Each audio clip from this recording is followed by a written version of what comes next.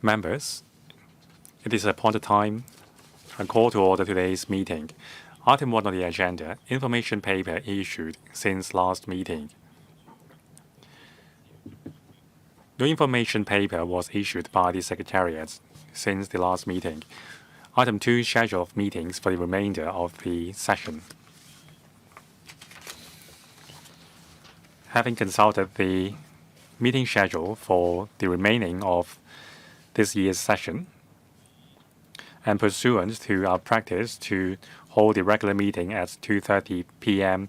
on the first Monday every month, we now propose the meeting schedule for the panel between July and October as follows.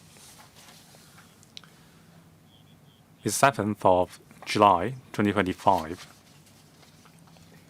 the 1st of September 2025, and the 6th of October 2025. The proposed schedule has been tabled before you. Members, are there any questions?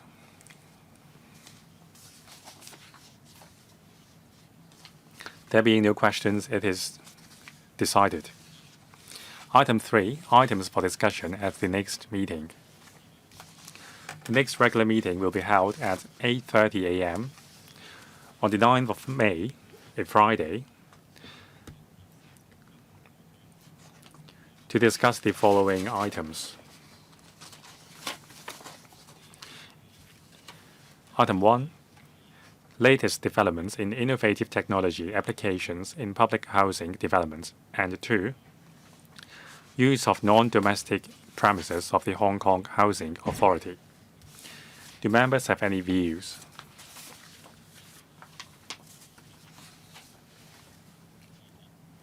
There being none, the agenda is set. Item 4, proposed regulatory regime on basic housing units or BHUs. I welcome the government officials in attendance of this item.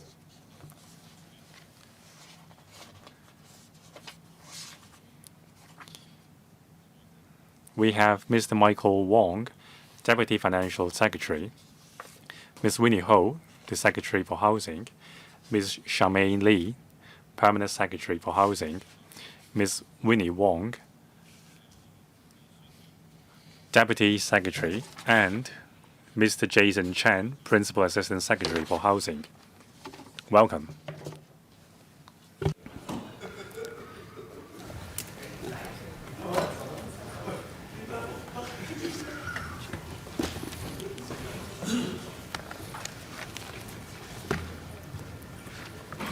I will first invite the government official to walk us through the paper. There will be a PowerPoint presentation from Mr. Michael Wong. Thank you, Chairman, and thank you, members. In a moment, Ms. Winnie Ho will present the PowerPoint. I have 3 points I would like to share. The first 2 are my gratitude to all of you. Now, in the paper, we listed out the 4 adjustments to our proposal. These are the products of all your views, and we found all of them pragmatic. Second is my thanks for your future help. Now, this term of electrical will end in a few months' time. Now, in this term, during this legislative term, we have seen very expeditious and effective and efficient scrutiny of bills. So I hope that would be brought over to the next term. Now about industrial building. The building ordinance is under the purview of the Development Bureau. Now, after the proposal for BHU is set, the Development Bureau will move certain adjustments to the legislation. For example, under the Industrial Building Ordinance, there are also offenses to criminalize certain behavior. So the Development Bureau will amend the legislation so that subdivided units in industrial building in breach of the regulatory regime will also be part of the enforcement scope. Same goes for the Youth and Home Affairs Bureau. Ms. Winnie Ho, please. Thank you, Chairman. I will brief members on the background of today's item. In the policy address promulgated last year, the CE announced in the policy address that he would put in place, through legislation, the BHU regulatory regime. In December the same year, we conducted a 2-month-long consultation, during which we held 40 engagement sessions with some 700 attendees. They are from political parties, academics, professional bodies, NGOs, estate agent trade, renovation services industry, and tenant concern groups. Once again, we thank all stakeholders for their pragmatic views.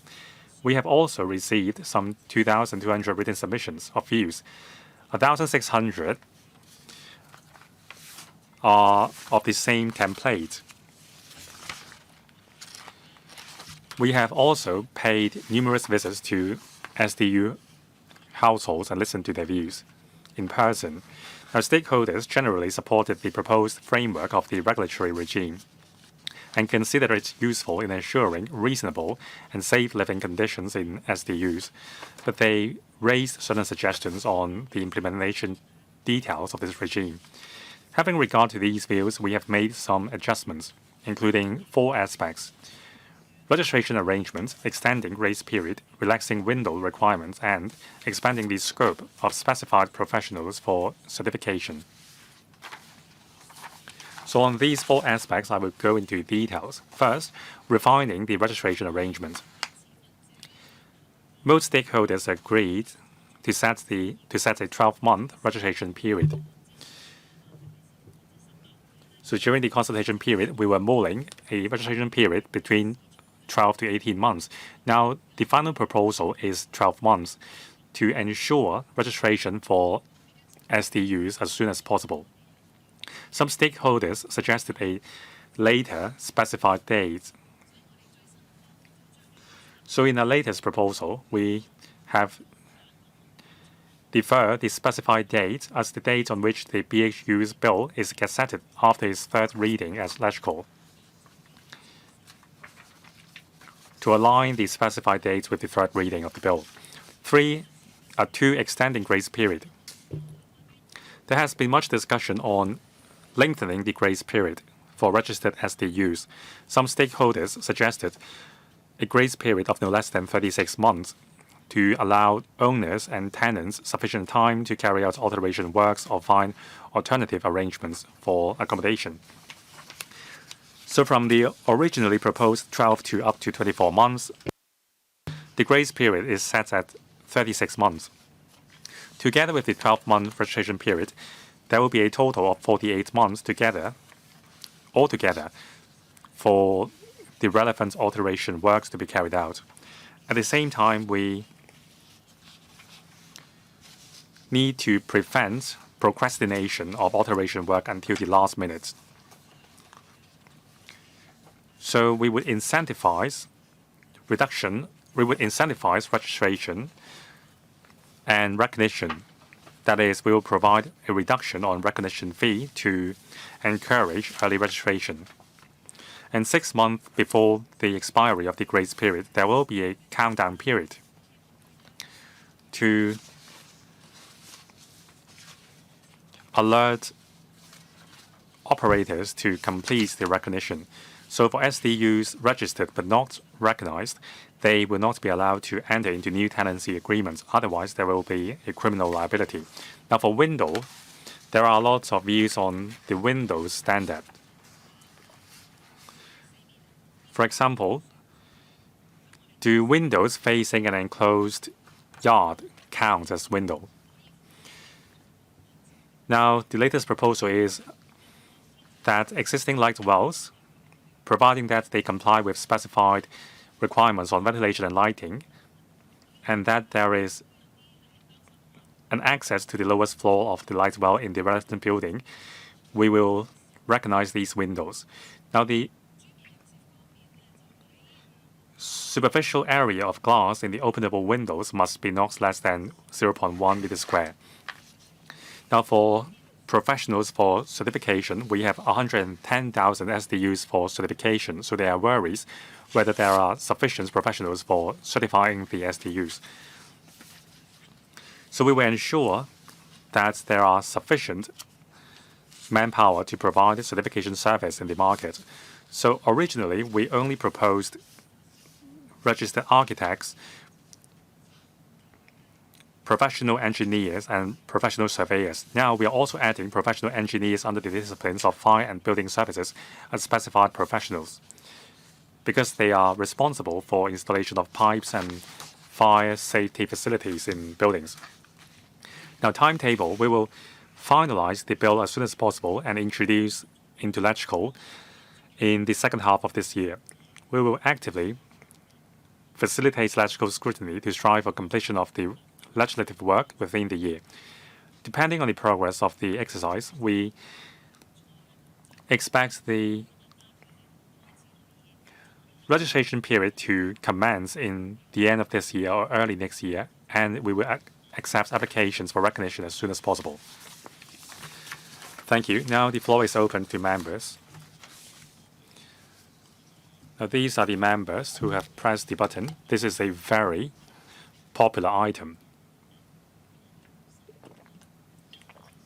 15 members have pressed the button. They are Mr. Bill Tang, Michael Tian, Andrew Lam, Chan Hock Fung, Ambrose Lam, Kwok Wai Keung, Vincent Zhang, the Deputy Chairman, Dr. Lo Wai Kwok, Mr. Edward Lau, Mrs. Wendy Hung, Mr. Rin Kong, Carmen Kan, Mr. Scott Leung, Tony Zhe, and Ms. Julie Chan. Each member will have 4 minutes, questions and answers included. Please keep to the time strictly because of the packed agenda. Mr. Bill Tang, please. Thank you, Chairman. Also thank the Deputy Secretary, the Secretary for Housing, and your team. This is a very exciting moment. Looking past on our work, there were 3 pieces of legislation which were milestones. First, Article 23. 2, the abolition of the offsetting arrangement for the MPF, which will come into effect in May this year. The third piece of legislation is the BHQ regulatory regime.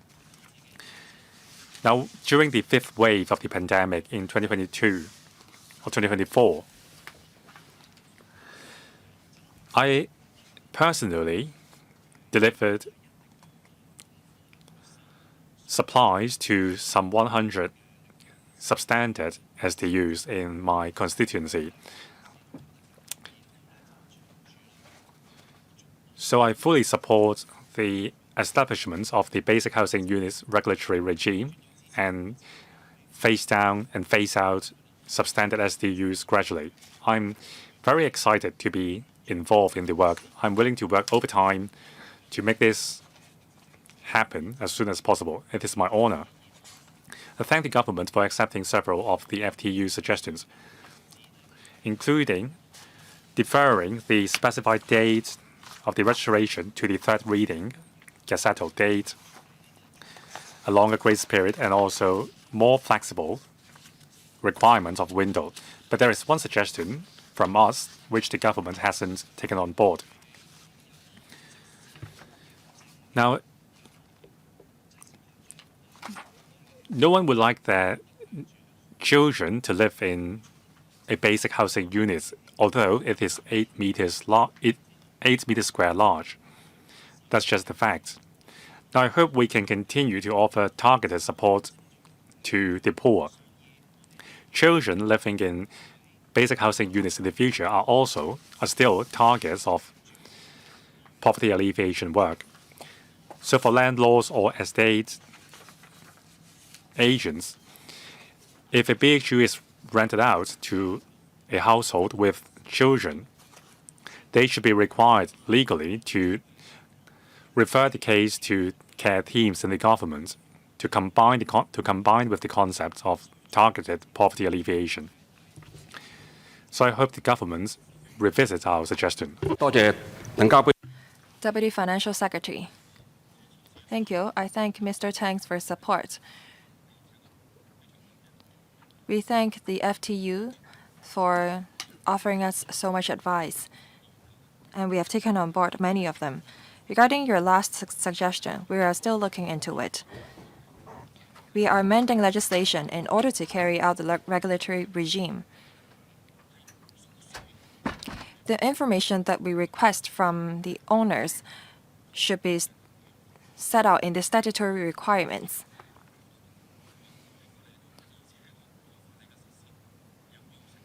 Is it necessary for us to request such information from the owners? Is there a legal necessity? We're looking into that with the DOJ. We're going to give you a clear explanation as to whether we can or cannot include such a requirement. Mr. Michael Tian. Thank you, Chairman. I have two simple questions. In general, I fully support the eradication of substandard subdivided units.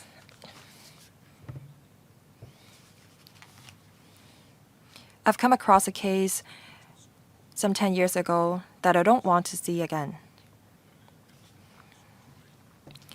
There are people who need to live in the urban area,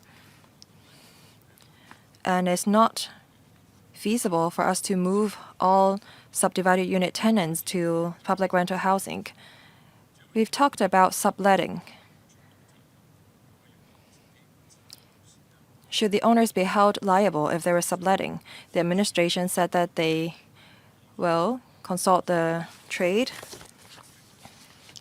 It is said that there are views saying that the owners should not be held liable. I don't agree with that. You have not talked about this in the paper. Are you going to make a decision or not? Second, regarding paragraph 19 of the paper, for general non-compliant, you're going to issue an enforcement notice. For serious contravention, you're going to cancel the license. You have so many orders, fire safety orders, rectification orders. When you issue, say, hundreds and thousands of orders, it's difficult for us to follow up on them. For serious contraventions, are you going to institute prosecution upon issuance of cancellation order? Are you going to arrange social workers to follow up on the tenants so that they can move to another apartment? Or are you going to allow the owner some time to rectify, and then you forget about the cancellation order and follow up on it some few years afterwards? Thank you. I will ask the Secretary to elaborate. Thank you. Regarding the responsibility of the owner in case of subletting, we have to look at whether the owners benefit from the basic housing units, if they have any monetary benefits.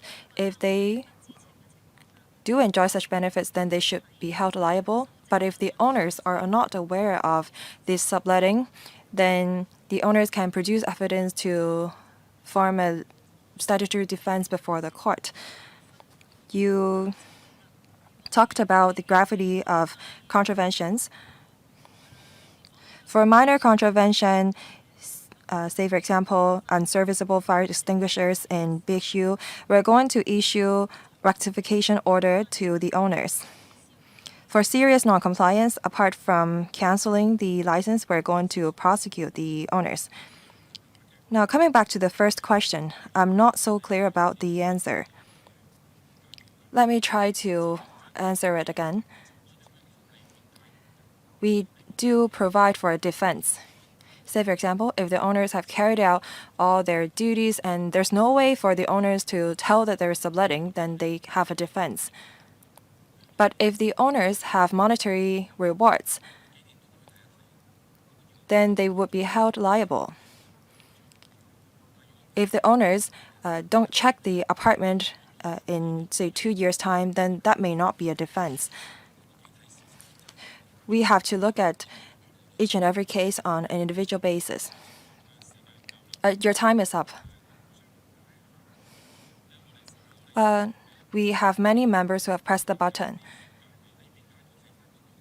We have to look at the circumstance of the case before we can tell if the defense is viable. As the owner, you have to check your apartment from time to time. As for the frequency, we have to look at individual cases. Next, Mr. Andrew Lam. Thank you, Chairman.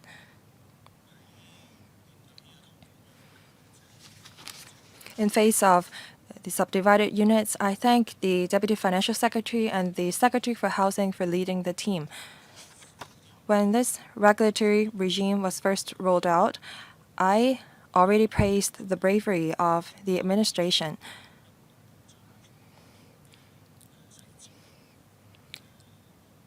Throughout the process, I've raised my concerns, but we all agree that we should move towards this direction. I'd like to raise 2 points. But first of all, I thank the Deputy Financial Secretary for addressing my concern. When we regulate the subdivided units or basic housing units, we need to make sure that the tenants will not be displaced.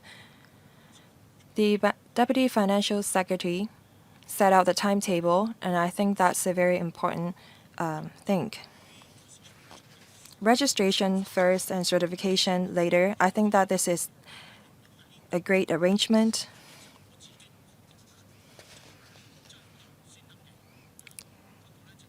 I think that there will be a lot of owners who would register first and then delay or postpone their alteration works.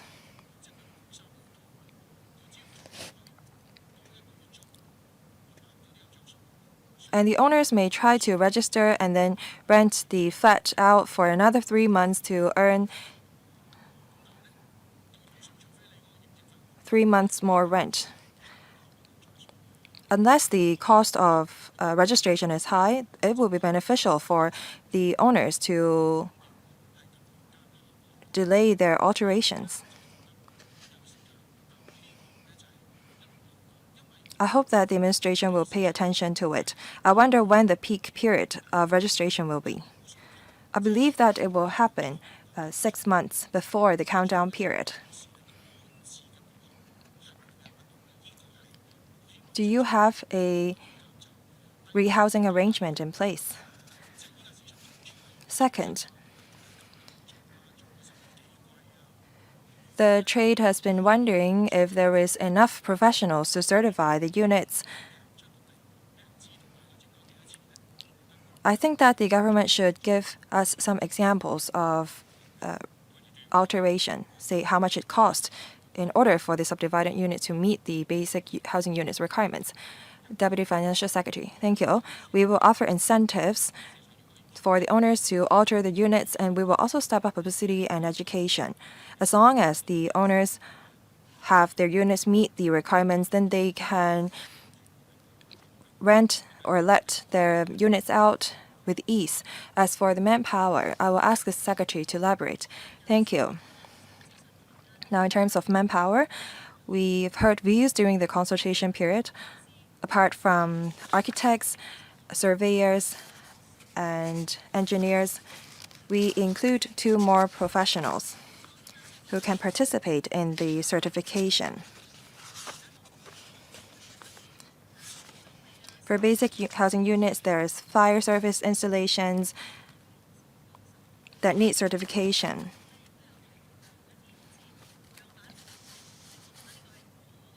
Just now, Mr. Lam asked us to offer examples, and now we are trying to talk to relevant professional bodies.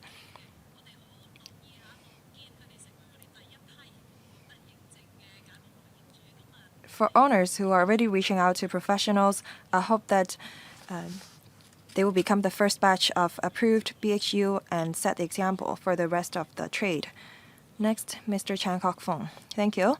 I thank the Deputy Financial Secretary, the Housing Bureau, and the Housing Department's team for conducting a very comprehensive consultation. I think that this regulatory regime is a great reform. I participated in the Real Estate Association activities and I talked to them.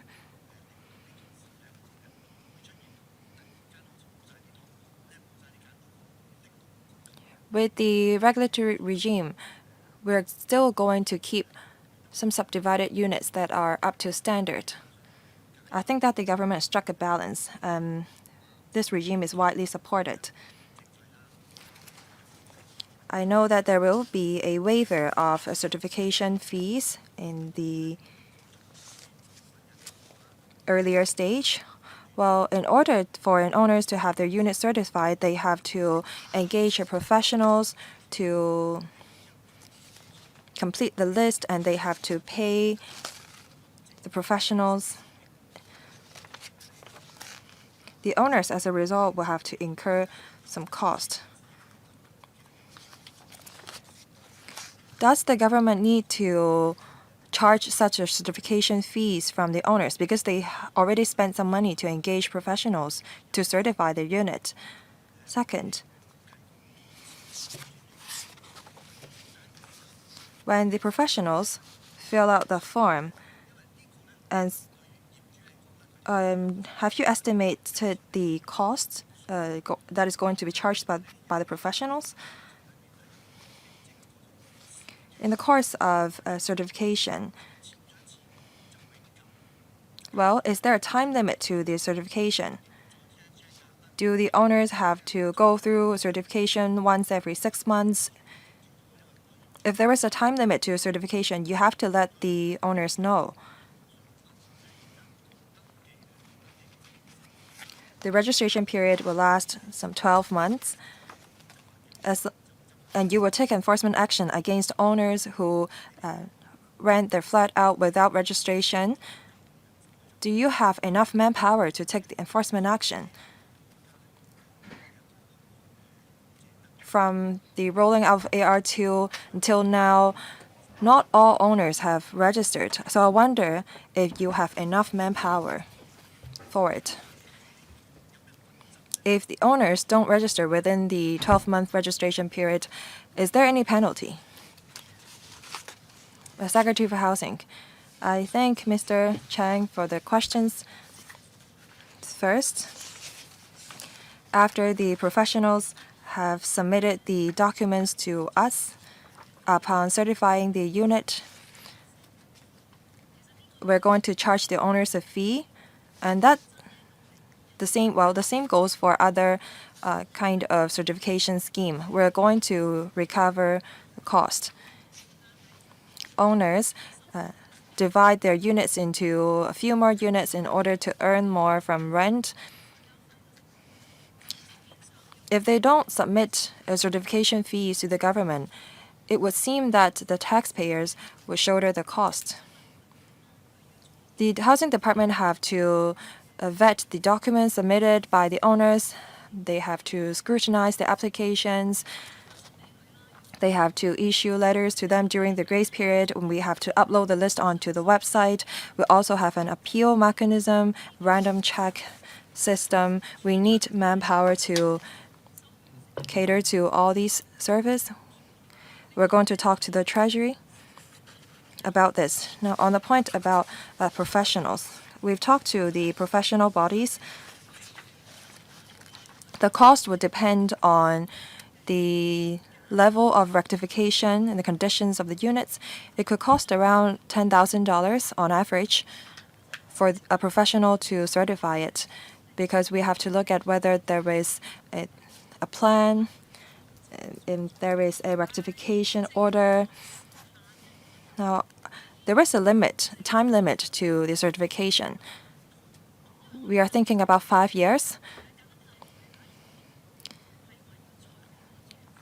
if the unit is not subject to recertification, the owners may try to further subdivide a unit. So we are thinking about 5 years. As for enforcement, upon the end of the registration period, if the owners continue to rent the subdivided units out without registration, we're going to take enforcement action. We have to look at our manpower. Thank you. Next, Mr. Ambrose Lam. Chairman, I fully support the proposal for the BHU regulatory regime.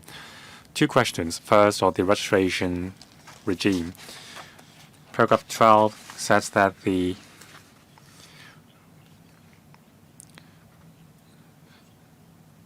registered addresses of the SDUs or the BHUs would be uploaded onto the housing authorities or the building department's website for inspection. Now, can you make the information directly available to the lands registry as well, so that legal practitioners can get the information on a one-stop platform on land conveyancing? Now, for BHUs, usually there would be more tenants. So has the proposal considered the sheer number of tenants in the building? Now, if there are a few more tenants in each household, there would be way more people living in the same building compared with a building with fewer BHUs. Secretary. Thank you, Mr. Lam. If non-compliances are identified, do we need to put a note on the land registry's record to signify that? Well, we would consider that option. Now, in terms of the number of people living in old buildings, at present, there are very bad cases. We have seen cases where one flat is subdivided into 11 units. These will not exist in the future anymore. We require independent toilets for each BHU. So in theory, there will be fewer tenants in the household.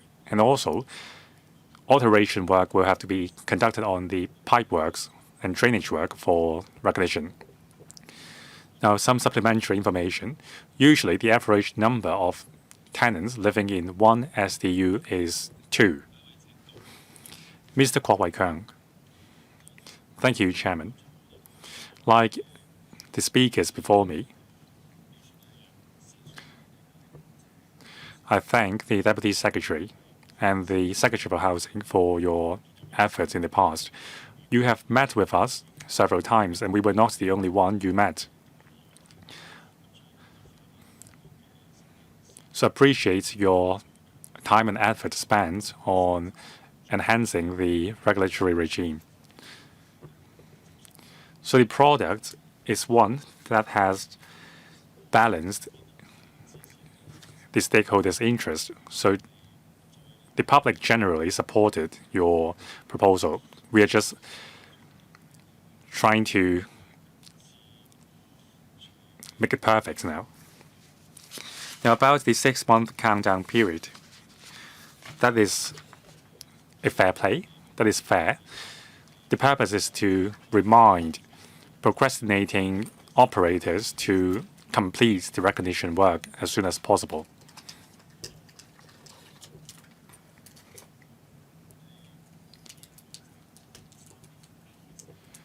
So we are talking about 3 years from now on. So we need to get help from various organizations to remind the stakeholders of the countdown period. One of these groups of people is the estate agent. You need to seek the assistance from estate agents to remind the landlords and tenants that the countdown period has started. and no new tenancy agreements should be entered into. Now, I have been talking about this since day one.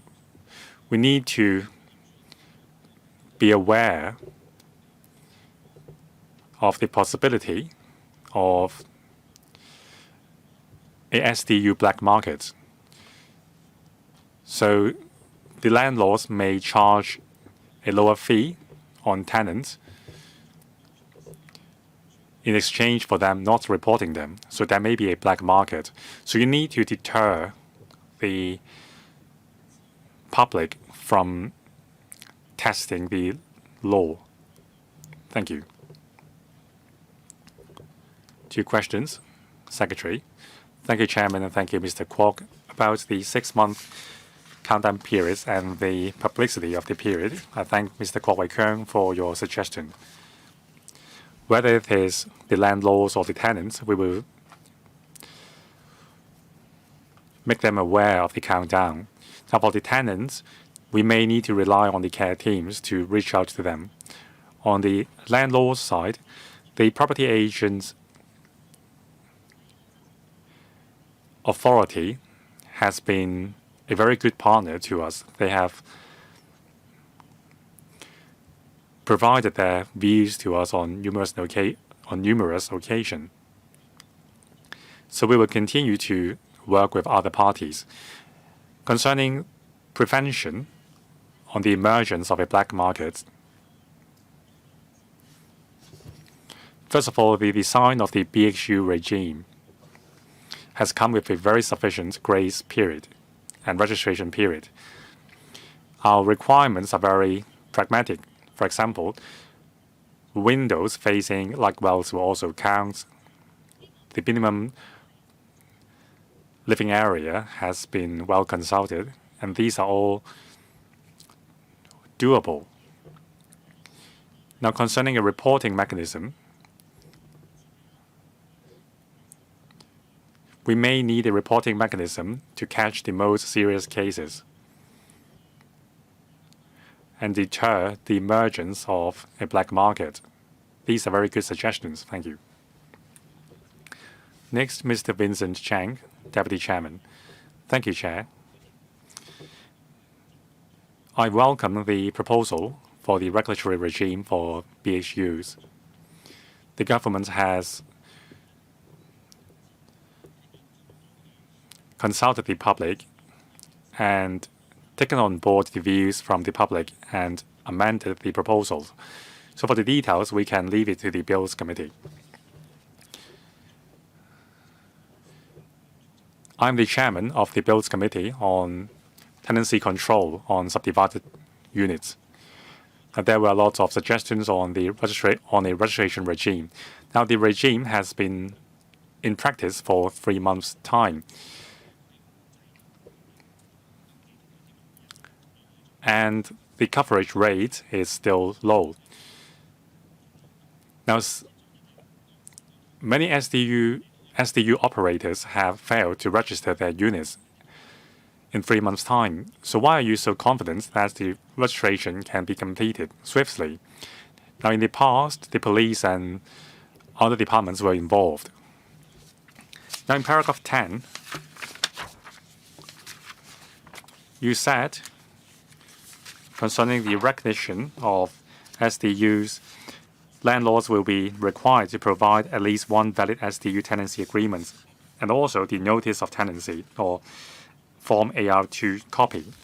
So there are still some 10,000 units who haven't submitted the AR2 forms. So are you confident in your proposal? Thank you, Mr. Vincent Chang. We think the situation this time around is different. Now, unless you cease operating your SDU, if you don't get your SDU recognized as BHU, you would be committing an offense with a maximum imprisonment term of 3 years.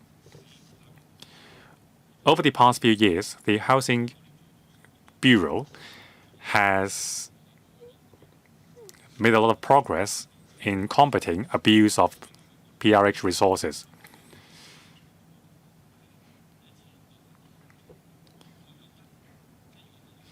Now, the Housing Bureau is very experienced in combating abuse of resources. Now, even if I, as an operator, have no intention to convert my SDU into a BHU, registering my SDU won't harm. So there is much incentive to do this. Ms. Winnie Ho, thank you. There are some 50,000 AR2 forms submitted under the tenancy control regime. The number has risen quickly over the past 3 years. In the past year, there has been a 50% increase in number of forms submitted compared with the first year. So that highlights the importance of education and publicity. Like Mr. Michael Wong said, the deterrence this time around is much stronger. There is a 3 years imprisonment term. And also, after registration, the operators will be given a grace period for rectifying their SDUs. Now, for the AR2 form, as long as there is a valid tenancy agreement, we will grant approval. During the registration period, we will be as flexible and as lenient as possible. We will incentivize landlords to get registered no matter what. Dr. Lo Wai Kwok. Chairman, I commend the government for listening to the public's views on designing the BHU regulatory regime. In particular, the window requirement. As I have said before, some windows are facing a four-side enclosed yard. That is not ideal, but it is better than no window at all. So the government has relaxed the requirements that as long as the light well is sufficiently ventilated and lighted and have access to the lowest floor of the light well, then they will count. So I think these are very pragmatic moves. About the 12-month registration period and 36-month long grace period, they are also very pragmatic. Now, for existing tenants, after the expiry of the tenancy agreements, the landlord will have time to consider how to alter their flags to comply with the rules. Now, as a representative from the engineering sector, I support the changes to allow more professionals to provide certification services. Now, these professionals are from various disciplines. In the latest proposal, you have added registered professional engineers under the disciplines of fire and building services to certify the buildings, so I think the more the merrier. Despite my support,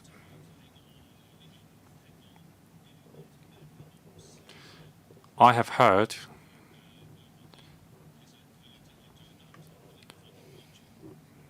the concerns of many existing SDU dwellers. They are very concerned about the loss of accommodation because of increase in rents. So we need to shorten the waiting time for public housing resources.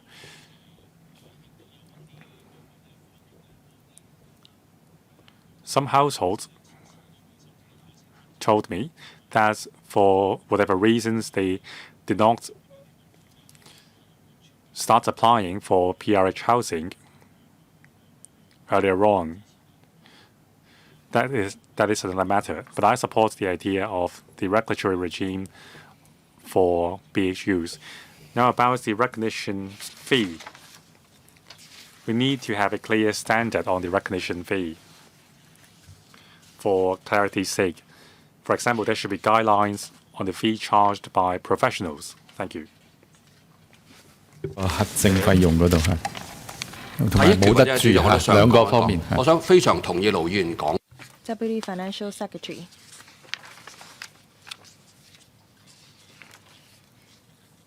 Sufficient public rental housing supply is crucial.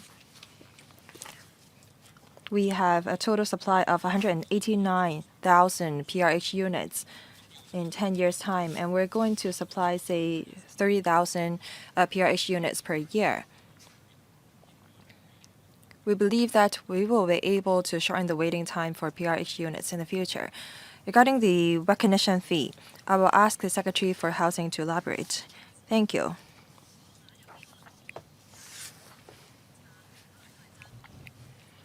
For units that lack, say, an extinguisher or smoke detectors,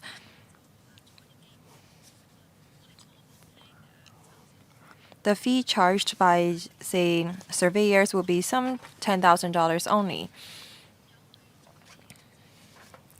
It's difficult for the professional bodies to set out a fee structure or a scale of fees.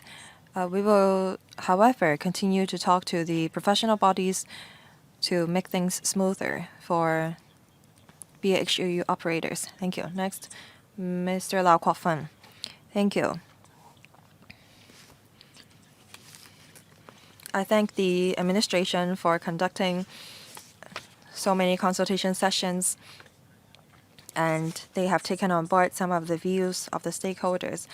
They are being very pragmatic. I've already said that SDU is like squatters. They are a transitional option for people.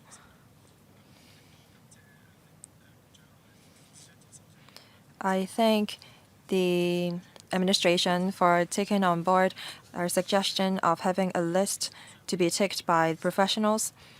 This is similar to other self-service assessment offered by the government.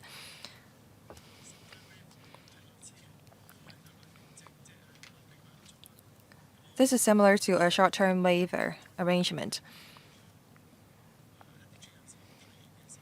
After the professionals have inspected the unit, I think that the government should offer them a platform so that they can upload the results onto the platform and pay the fee on the platform.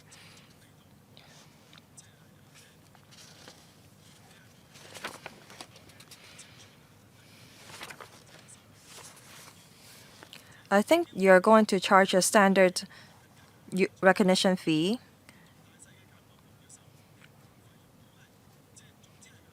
If you're going to charge a different recognition fee for BHU of different size, then you may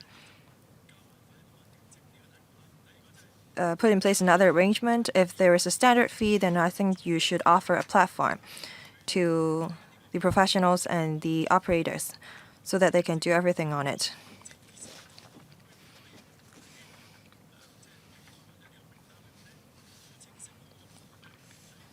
And I think that we should have a list of up to standard BHU on the platform.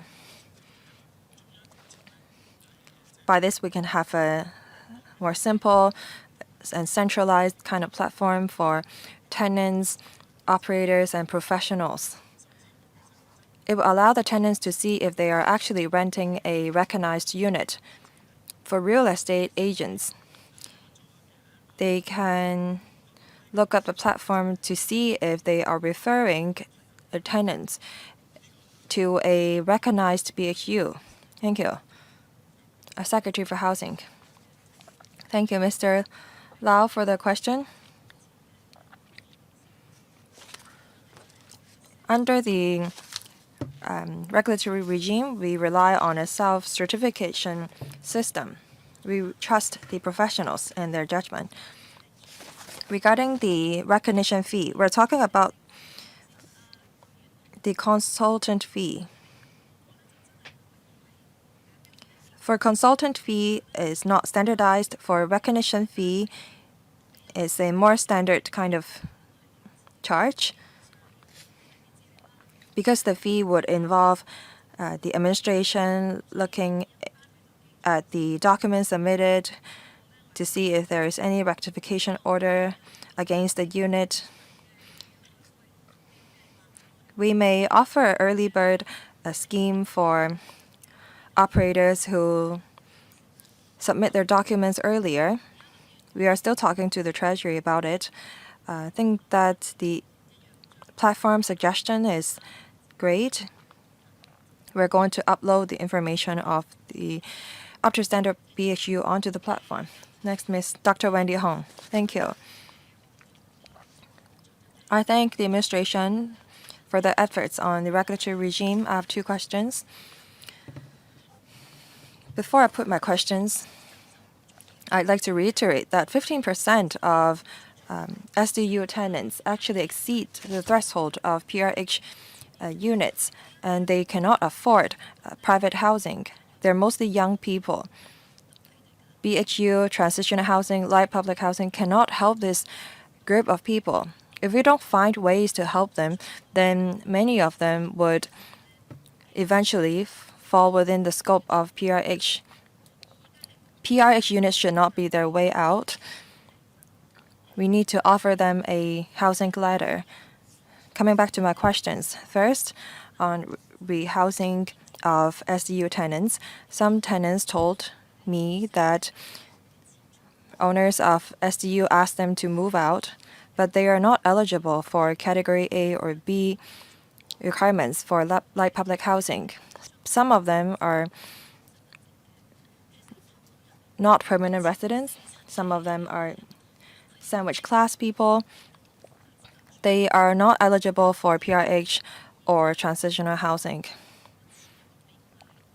I know that some members suggested setting up a Category C for transitional housing.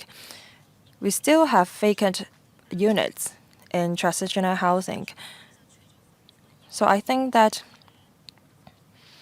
apart from expanding relaxing the requirements, will the administration consider creating a Category C tenancy to allow this group of people to live in transitional housing until the supply of the BHU go up? Regarding the renewal application to be filed by the operators once every 5 years, I think that we should make reference to the hotel and guest house licensing requirements, asking the operators to make renewal application 3 to 6 months prior to the expiry date to allow the government enough time to process the application. By this, we can also prevent the operators or owners from filing the application in the last minute. Will the administration consider such a requirement? Thank you.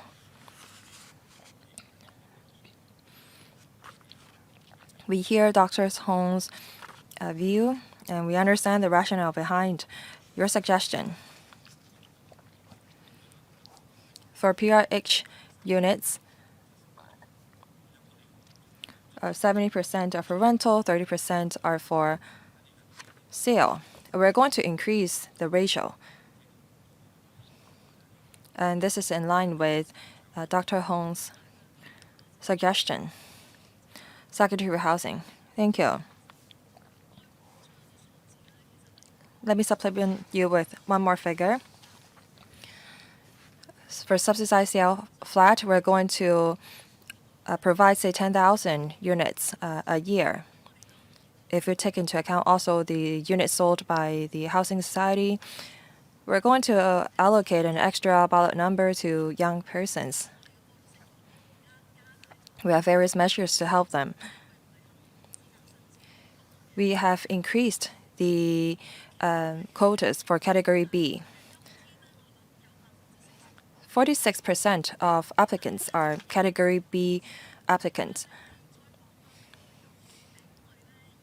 As to whether we should create a Category C applications, for people holding two-way permits, they are not Hong Kong permanent residents. For people holding working visas, I don't think that we should spend our public resources on them by providing them with public housing.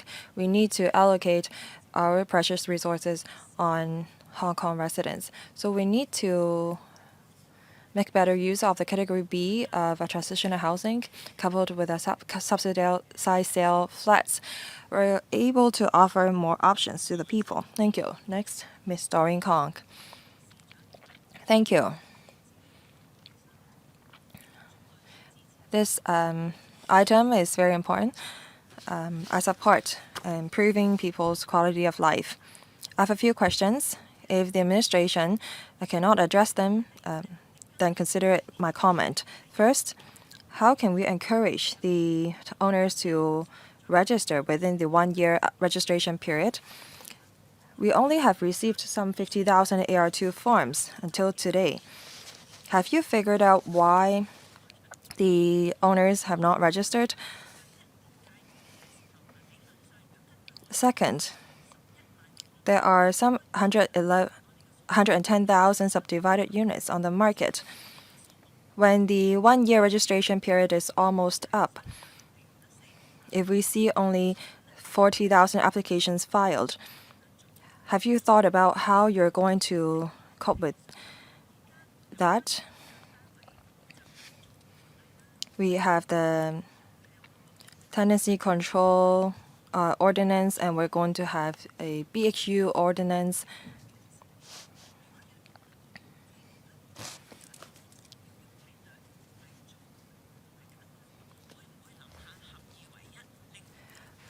Or should we combine the BHU ordinance and the tenancy control ordinance to make things simpler for the tenants and the owners?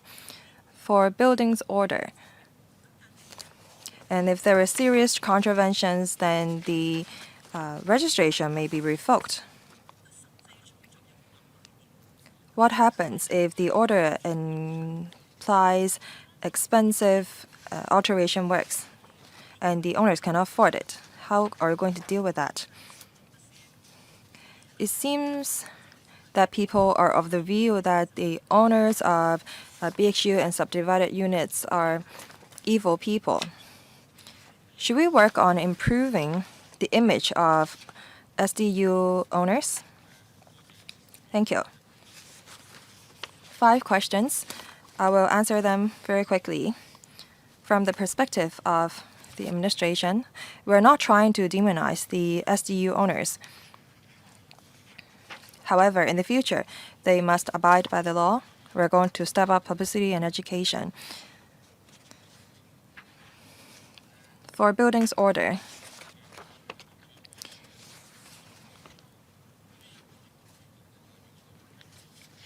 if there is certain order against the unit, then the owners have to deal with them first. For frames supporting the air conditioner, if there is an order issued against that, the owners have to deal with that.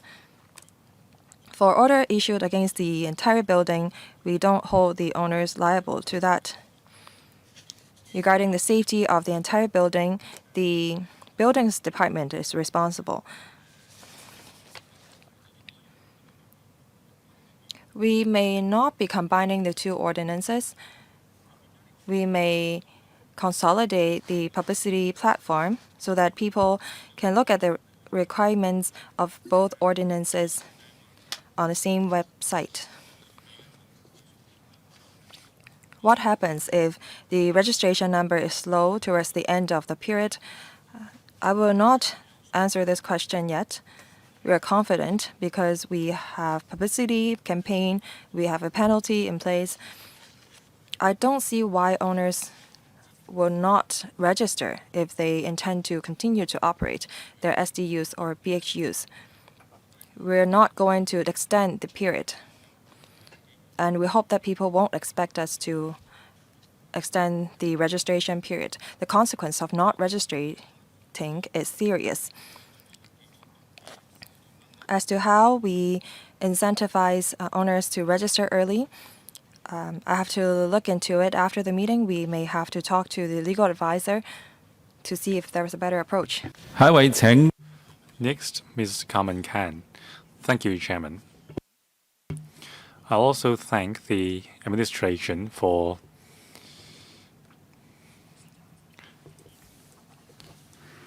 overcoming so many obstacles to put forward this regulatory proposal. This is something that this term of the government has prioritized. Now, according to Mr. Vincent Zhang, there are some 50,000 AR2 forms submitted. I think we have to be pragmatic during the registration period. Whether there is AR2 form application or not, we need to encourage the SDU operators to step up. Some tenants do need the SDU market because they are not eligible for public housing resources and can't afford the private housing units.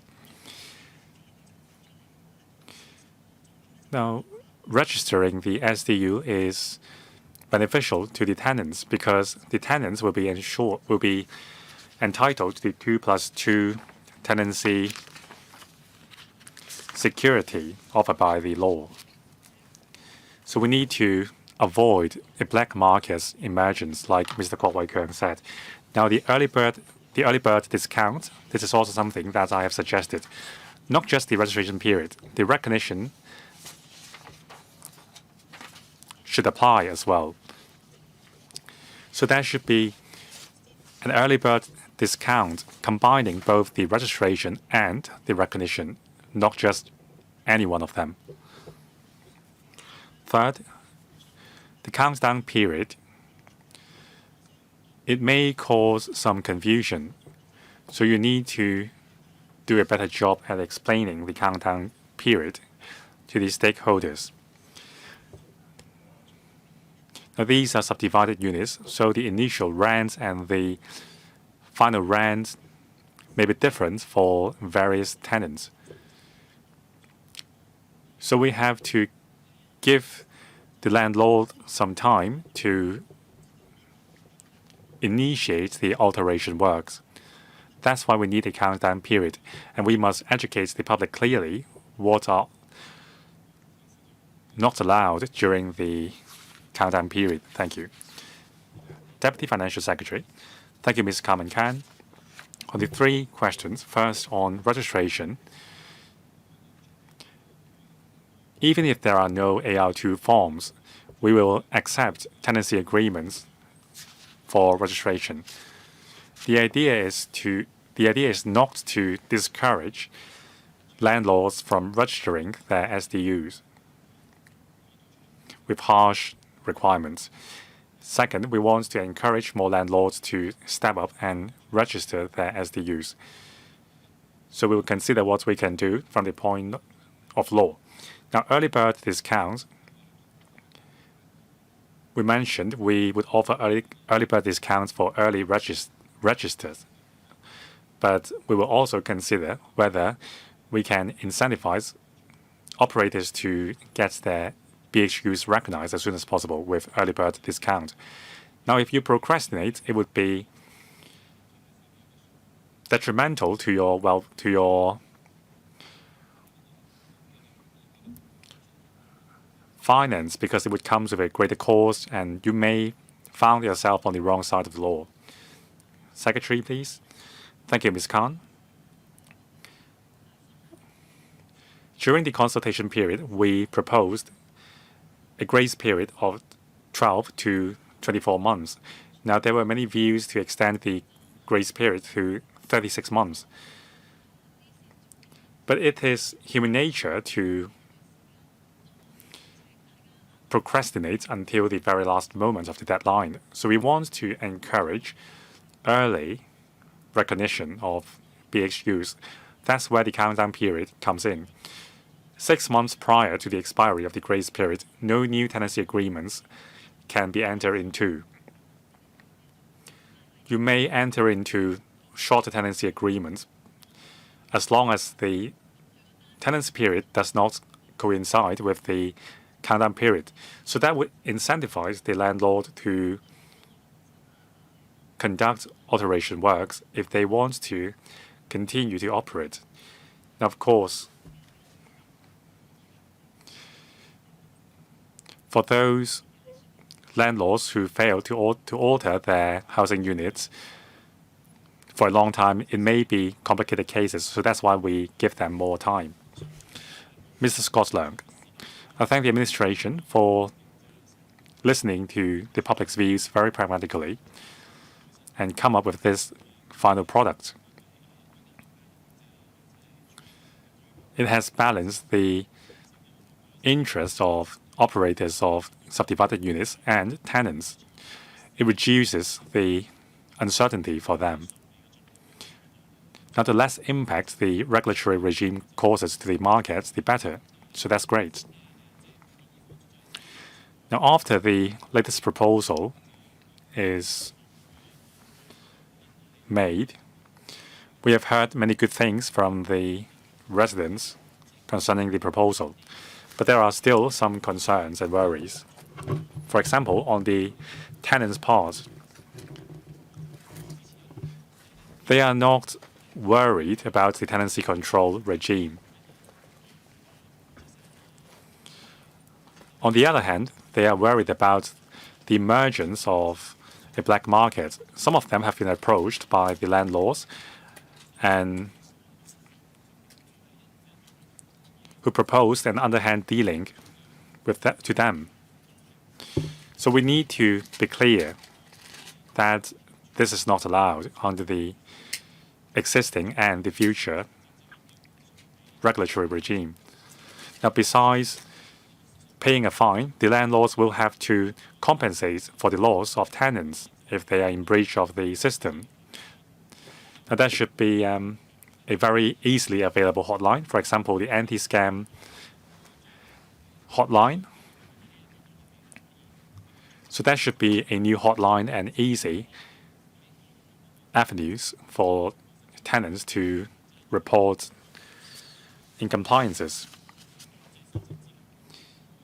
Now, there are some SDUs which are not covered by the BHU regime. Now, on the PRH Category B application, one of the conditions is the applicant must be a Hong Kong permanent resident above the age of 18. Now, there are two-way permit holders who need to come to Hong Kong to take care of their underage minors. So if we can extend the scope of application for Category B PRH housing to this group of people, it would help the family a lot. Now, about the windows requirements. Now, the inclusion of windows facing the light well have reassured some landlords, but there are still some worries about the details. So there should be clearer guidelines on what kinds of windows count as eligible or up to standard windows. Secretary. Thank you, Chairman, and thank you, Mr. Leung. On whether there will be a reporting mechanism for tenants, as I've mentioned, we will consider this mechanism. Now, when there is a reporting mechanism for abuse of PRH resources, we have been able to gather better evidences to pursue our cases. So this is a good idea. Concerning Category B application for PRH, well, we may not need a new Category C, but maybe we can relax the scope of Category B, depending on the needs forward. Concerning the access to the light well of the window, since we have relaxed the light well's requirements, including the scope and the rooftop cover, then I don't think this is a very big ask to have an access to the ground floor of the light well for clearing the rubbish. So this is something that the property management must deliver. If the situation is bad, the FEHD can issue an order to the property management company to clear the rubbish away. So that's the hardware requirement. Mr. Tony Jie. Thank you, Chairman. I'm pleased to see that under the leadership of the Deputy Financial Secretary and the Secretary for Housing, an improvement to the living standard has been achieved, and also the government's determination to eradicate substandard SDU is admirable. I fully support your work. Now, on the regulatory or recognition regime itself, it involves aspects such as hygiene, security, fire safety, living space, and so on. Now, the professionals may not be fully aware of the requirements. That's why a team of professionals is needed to facilitate the certification process and ensure that the minimum standards are met. Now, we are concerned about the fees charged. If more professional disciplines are involved, and if a professional has more qualifications, then one single expert would suffice. So there were views that there should be a minimum qualification for the relevant professionals. Now, for some surveyors, for example, they are experts in terms of the fire and building services of the building. That would be great. Now, some professionals might not have much experience in such a wide scope of work, on the other hand, so maybe a minimum standard or minimum qualification is needed. Paragraph 23 about law enforcement. This is very important. If the factors to be considered behind law enforcement are not listed, it may lead to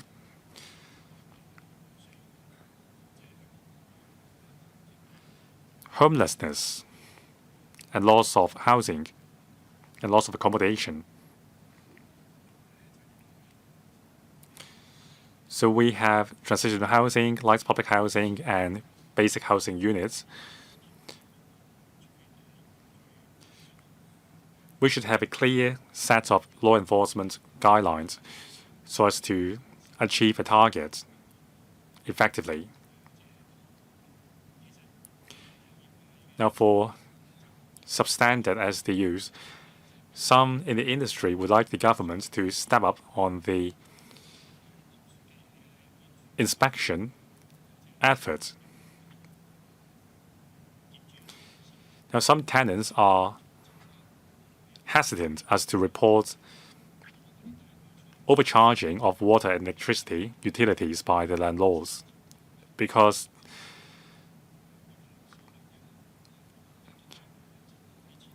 of various worries. Now, I understand that setting an initial rent may complicate the issue,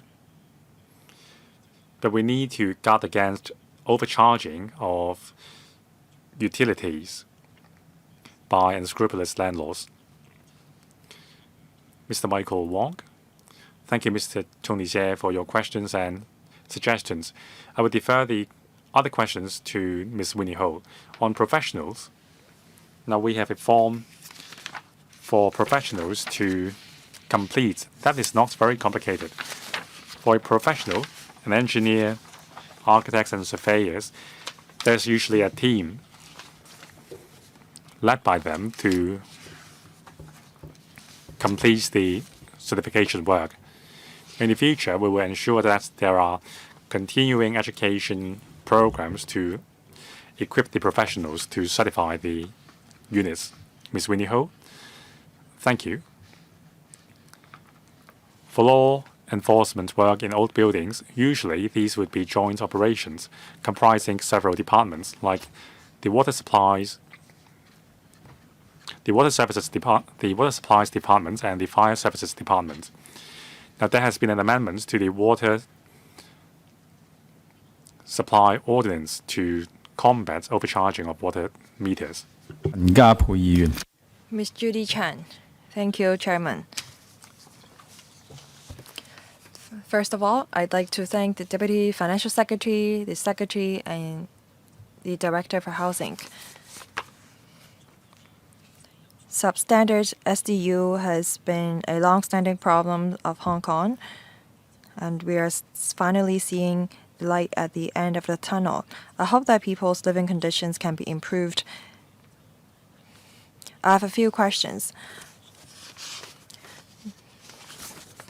Regarding recognition fee, the Secretary said just now that the fee is charged per unit.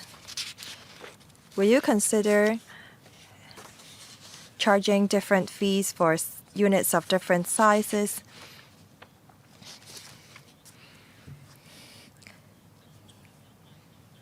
What is the reason for not setting different fees for units of different sizes?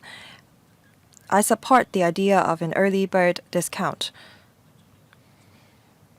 I think that instead of the discount, we should waive the recognition fee for owners who certify their unit in the first 12 months of the grace period. If we're going to offer a discount, why don't we just waive the fee altogether?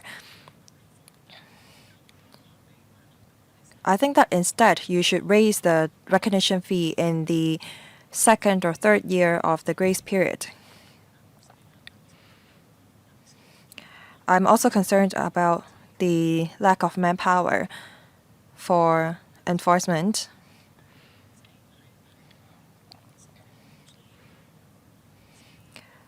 The manpower shortage is a real issue.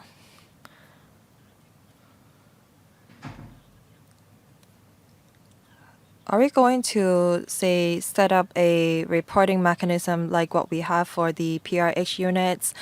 Some members are worried if there will be a black market for BHUs or SDUs. I think that instead we should incentivize people informing or making a report on illegal subdivided units. Deputy Financial Secretary. Ms. Chen wants to make the early bird as big as possible. We'll look into that. Regarding the recognition fee, I will ask the Secretary to talk about that. We charge a recognition fee per unit because there is a plan for a unit and then the unit is subdivided into many subdivided units. It's difficult and very time-consuming for us to have to enter into a unit to check how many subdivided units there are. So we try to make things more reasonable and charge a recognition fee on an apartment basis.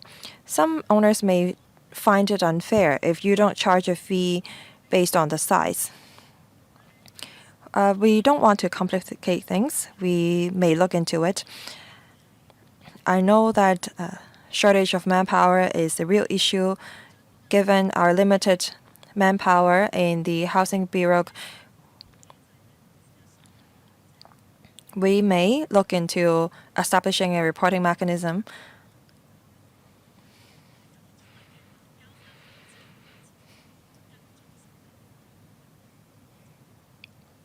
I thank the member for her suggestion. We still have one more item, so I have to draw a line.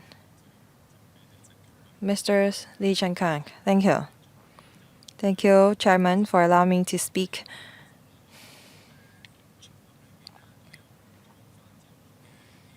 I've talked about my concern regarding this regulatory regime on multiple occasions. I'm worried if the structure, the electricity supplies or the water mains will be affected. Say if there are 5 apartments in the floor and they are subdivided into 5 units each, then there will be 25 BHUs in a single floor, and that may affect other residents in the same building because it may take a longer time for people to get hold of a lift. Is the administration going to set up an inquiry hotline to deal with the issues that may arise? I'd like to commend the team led by the Deputy Financial Secretary and the Secretary for Housing. I know that you have conducted over 100 consultation sessions. You've reached out to SDU tenants. You've reached out to stakeholders, professional bodies. SDU tenants, of course, want to live better. But they are worried if they will be displaced because of a decrease in supply. Now we have transitional housing as an option. I think that the government should step up publicity to reassure this group of SDU tenants. For SDU owners, they may worry about the cost.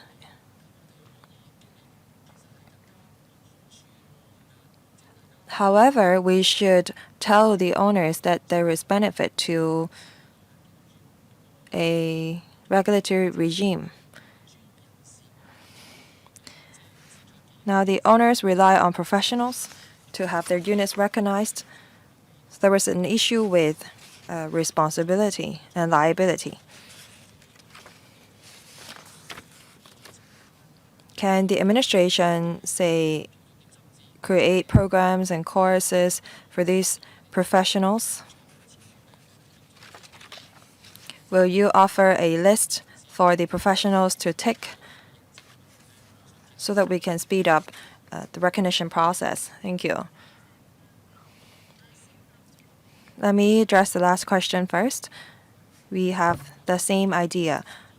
We think that the most effective ways is to have the professional bodies organize courses. We communicated our thoughts to the professional bodies. The professional bodies in turn can organize train-the-trainer courses to teach their younger professionals about the BHU regulatory regime. So that more people can participate in this meaningful social project.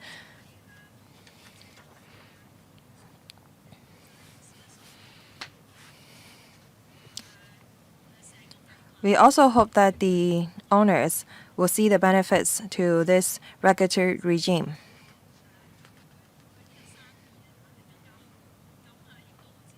The regime will help their business. Actually, many SDU owners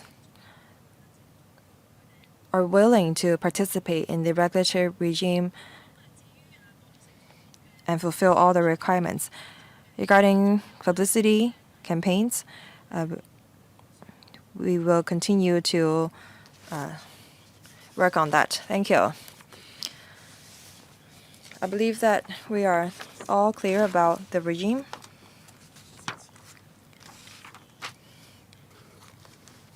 Most people support the basic housing units regulatory regime, and I think that this shows the administration's commitment in solving the housing issue, and I believe that the members will support the proposal.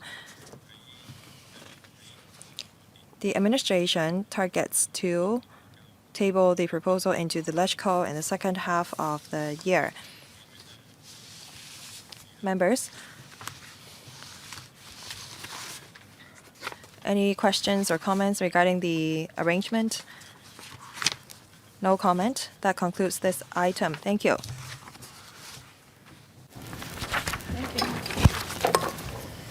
好，唔該晒。Thank you.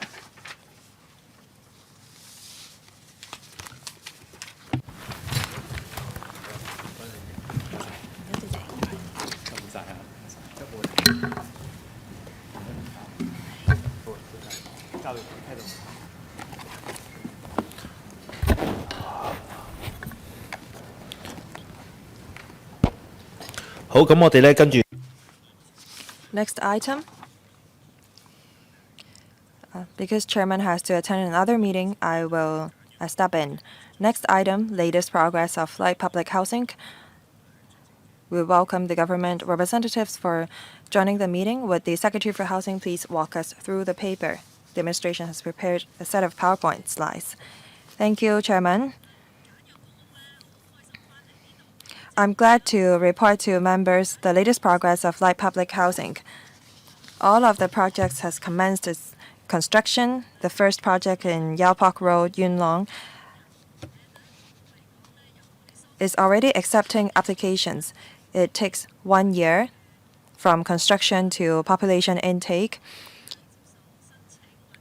We took a very speedy approach in construction occupation acceptance.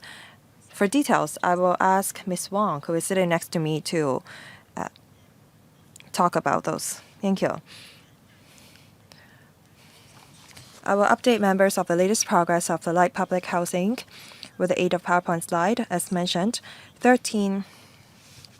we have started the design and construction of 13 projects. In 2025, we will see 9,500 units being completed. In 2026, there will be 20,300. In 2027, we'll see 200 of such units. I will quickly talk about the progress of each and every project. Yaopok Road, Yuen Long. We have completed the project this year. On the 28th of March, we are sending the keys to the incoming tenants. We target that in 2026, all of the 2,000 units will complete its population intake. The next project, Choi Hing Road, Ngau Tau Kok. As you can see, there are 2 blocks to this project. There are some 2,000 units. In the middle of this year, the construction work will complete and population intake will start afterwards. The next project is Area 3A, Tu Mun. We're going to have an 18-story tower in Area 3A. It's next to Ching Chong Station, offering some 1,800 units. The population intake will take place in fourth quarter this year. The next project is Olympic Avenue in Kai Tak. It is our biggest project. There are 2 phases to it. The first phase comprises 3 blocks of 2,900 units. Population intake will take place in quarter 3 this year. Phase 2 with 4 blocks of 16 stories with approximately 7,000 units. The population intake will take place in quarter 3, 2026. The next project, Sheng'an Street, Chai Wan, there were 2 blocks of 1,700 units. The works will complete in quarter 3, 2026. Area 54, Tu Mun, there will be 4 blocks of 2 phases. The first phase will offer some 2,800 units. For phase 2, we also have 2,800 units, all in total 5,600 units. All of them will complete by Q3 2026. The next project is Lok On Pai Siu Lam. There will be 3 blocks in total, 4,200 units to be completed by Q2 2026. Han Kwang Street, Mangon Shan, there will be 1 block. Because the site is rather small, we're only offering some 855 units. The target of completion is Q4 2026. We also have a few school premises. We have 4 vacant school premises in existing public housing estates. The first one is the Mission Covenant Church Home Flat No. 2 Primary School, Kwun Tong. It will be completed by Q4 this year, offering some 127 units. The next one is Tonghua Group of Hospitals Ma Kam Chan Memorial Primary School, Choi Yun Annex. It will be completed by Q4 this year, offering some 125 units. At the former St. Joseph's Anglo-Chinese School, it is a standalone school premise. It will offer 148 units to be completed in Q1 2026. Carmel Learn Shing Tak School in Kwun Tong is still in operation. We will take over the site upon its operation ceasing. We will start construction in Q3 2026 and to be completed in Q1 2027, offering 120 units. Last, Baptist Rainbow Primary School is still in operation, so we will wait until it ceases operation before we start the construction work in Q3 2026. It will complete in Q1 2027. These are project photos of the various types of light public housing. There is 1 to 2 person units, 3 to 4 person units, and 4 to 5 person units on operation and management of LPH. They are different from ordinary management contracts. Besides the ordinary contract items like security, cleansing, and property management, the responsible organizations need to provide social services and also manage the ancillary facilities, for example, study rooms, self-service, laundry, laundromats, and retail facilities. Now, for the Gyalpok Road project and the Choi Hing Road project, the contracts have been awarded. We are now assessing the tenders returned for the third operation management contract, and very soon it will be awarded. Now, we adopt a pre-management approach for the LPH. After engaging the operating organization, we will invite the partner to conduct a series of publicity events and guided tours and conduct preparatory works for the operation of the facilities. Now, for the Choi Hing Road project, we have started assessing the eligibility of the applications. Now, for the Phase 1 application of projects in Gyalpok Road and in Yuen Long and Ngau Tau Kok and Choi Hing Road, they provide a total of 4,440 units and have been open for application since June last year. Now, we have completed vetting for the Ngau Tau Kok projects and keys are being issued. For the Choi Hing Road project, we are conducting assessments for the application. Phase 2 application has started this February. This includes Phase 1 of Olympic Avenue in Kai Tak, Ching Fuk Lane in Chuen Mun, Choi Yun Road in Shangshui, and also Shenwan Road in Kwun Tong converted from school premises, providing a total of 5,060 units. As at the 24th of March this year, we have received 20,900 applications for the 2 phases of application. Now, who are the eligible applicants for LPH? They are mainly catering for applicants who have been on the waiting list for traditional PRH for 3 years or more, with priority given to family and elderly applicants. There are views in community that apart from family applicants, some non-elderly one-person applicants also have pressing housing needs. The government should also provide them with a chance to reside in LPH. We have considered these views. In the case of Gyalpok Road projects, after priority handling of family and elderly applicants, we think there is room to make available some units for allocation to some non-elderly one-person applicants under the quota and point system, and some persons who have been waiting for traditional PRH for less than 3 years. In terms of rents and intake arrangements, the rent of LPH is linked to that of traditional PRH, and set at around 90% of the rent of newly completed traditional PRH in the same district.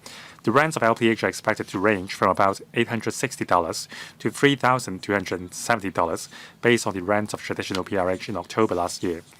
Tenants can live in the units until the allocation of traditional PRH or until the project site needs to be returned for long-term development, whichever is the earlier.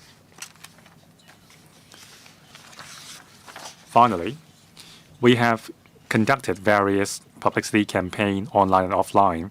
We have organized visits and guided tours. We have set up a website and a hotline.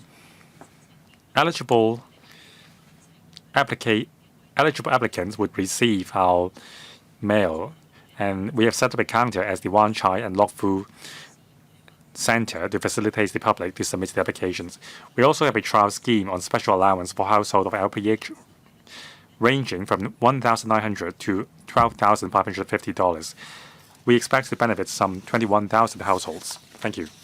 Thank you, government official, for your presentation. There are 6 members of press department. They are Mr. Chen Hok-fong, Dr. Wendy Hung, Judy Chan, Mr. Scott Leung, Mr. Rin Kong, and Mr. Robert Lee, or Michael Lee. The meeting will end at 4:30 p.m., so we will keep the time strictly 4 minutes. Mr. Chen Hok-fong. Thank you. I thank the Housing Authority for making large strides in terms of light public housing Population intake has begun for some projects, and the Yaopok Road project is progressing satisfactorily. At the same time, I have a proposal to the administration. After the tenants have moved in, the next step would be PRH allocation.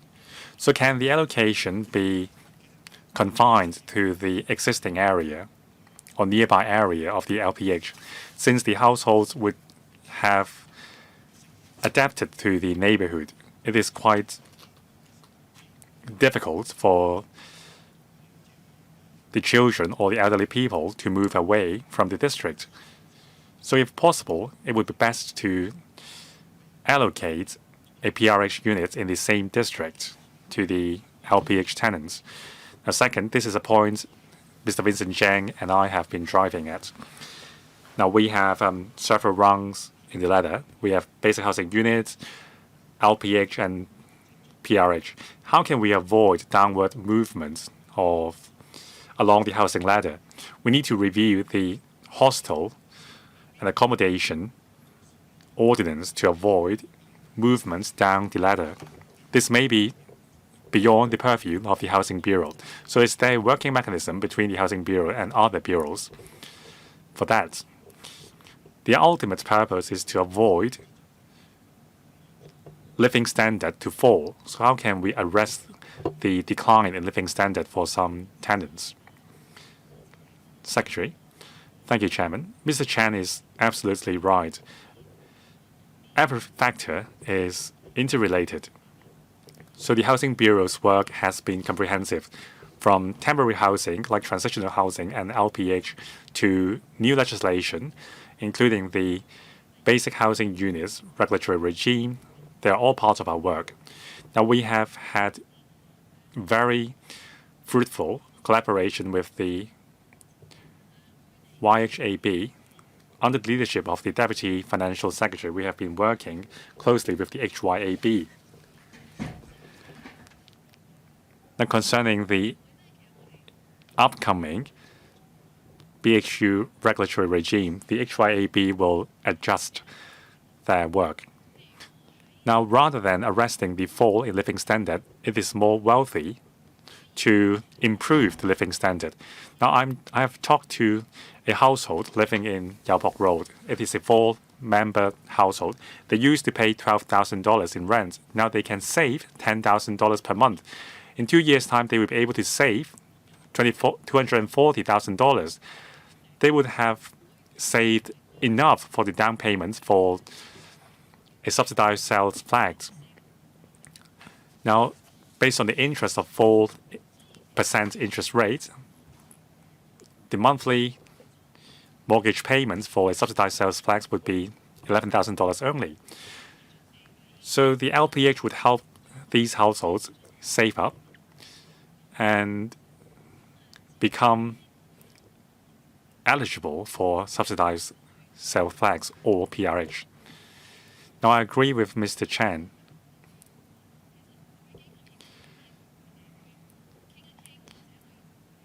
For LPH tenants,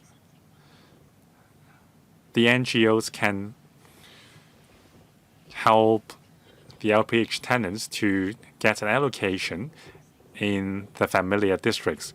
Now, 40% of the future supply of public housing will be in the New Territories North, in the Northern Metropolis, in Tuen Mun and Yuen Long. So for residents in the LPH in the neighborhood, maybe they will have a good chance being allocated flags in the same area. Dr. Wendy Hong, thank you. I have 2 questions. Whether the traditional PRH mechanism applies to LPH. Now, the paper says that the KPIs of the operators will be assessed from 6 aspects, including occupants management and property management. We will add a new criteria, that is combating abuse. For example, monitoring vacancy of flags, and whether you would consider establishing an incentivize or merit scheme to encourage best use of resources. If these KPIs are added for the operators, it will help improve the utilization of public resources. Now, according to the existing system, for every 10 years of residency in the traditional PRH, the tenants will need to report the access again. So will the 2 years in LPH count towards the 10-year residency? Thank you. Then we do have random inspection system to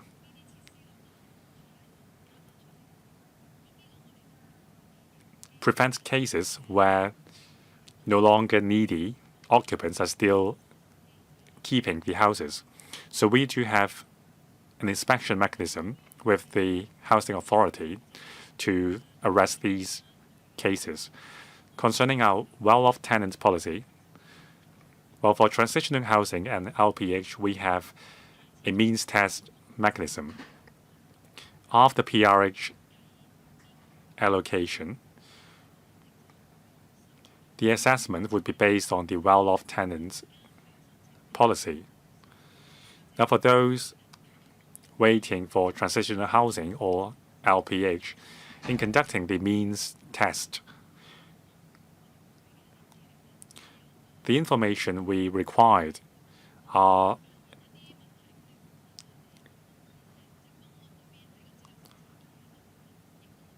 commensurate with the information required by the PRH authority. If there are irregularities, the same will be reported to the other queue. So there is interchangeability. Next, Ms. Judy Chen.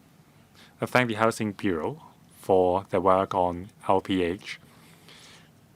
Now, I heard the Secretary say that for the Yuen Long project,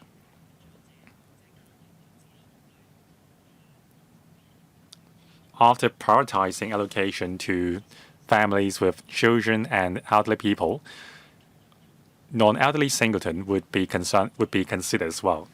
Now, for families with newborns, will they be also considered as well? From my understanding, LPH is different from PRH. Applicants don't get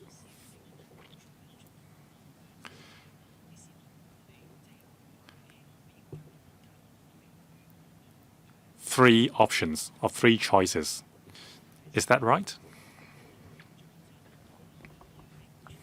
Now, we have a lot of elderly people in Hong Kong. Now, the well-being design in traditional PRH, are they existent in LPH? Finally, on management, LPH adopts a mechanism similar to that of PRH. Now, for PRH,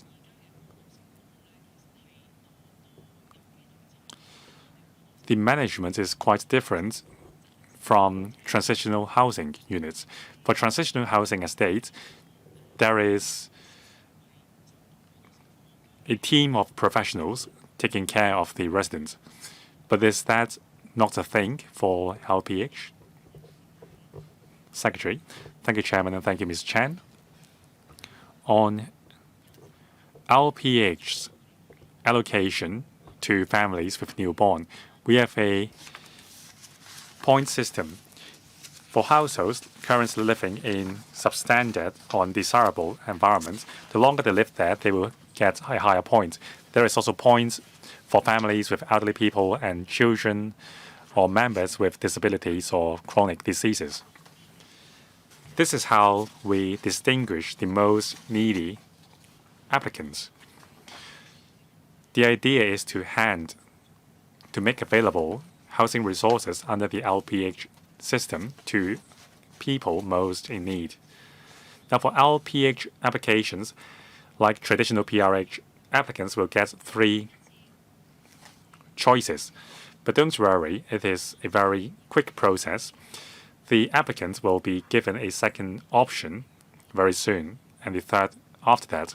If they still fail to select an ideal unit, they would be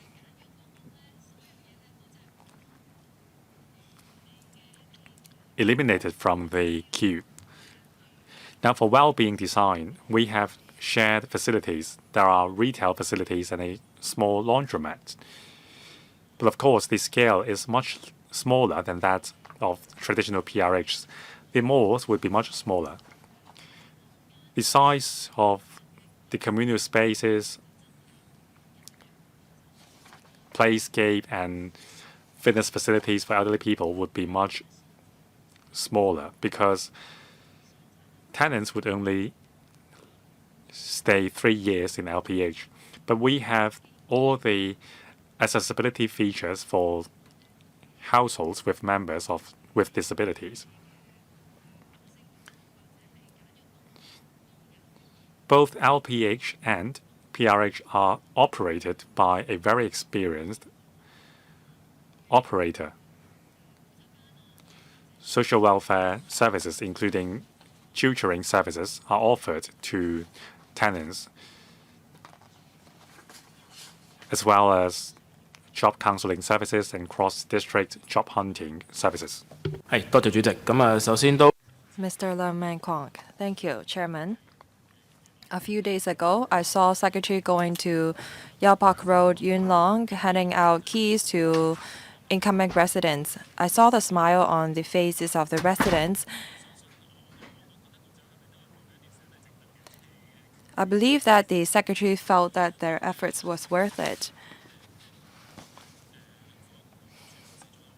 I commend the efforts of the Housing Bureau and Housing Department, as mentioned in the PowerPoint presentation.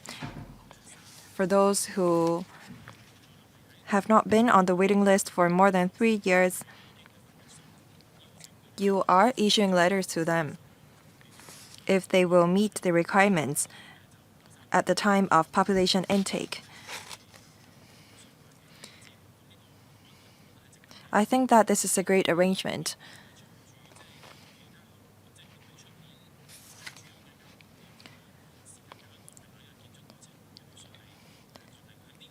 With a more concrete timetable, can we issue letters more early? Because this will allow those living in private housing make arrangement earlier with their tenancy agreement. With a more concrete timetable, will you issue letters to this group of people earlier? Thank you. Just now, the Secretary said that tenants were able to save money by living in light public housing. So I think that we have to be flexible. For the case that you mentioned, they were able to save up a lot of money, and they may, in turn, exceed the threshold for public rental housing. Should we be more flexible with LPH?